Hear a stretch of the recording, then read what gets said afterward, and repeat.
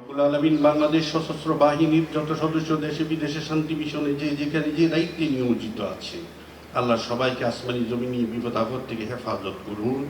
সকলের উপর, সকলের পরিবার পরিজনের উপর রহমত নাজিল করুন। আয় আল্লাহ, আমাদের দেশের সার্বিক শান্তি সমৃদ্ধি দান করুন। আমাদের দেশকে ও দেশবাসীকে হেফাজত করুন।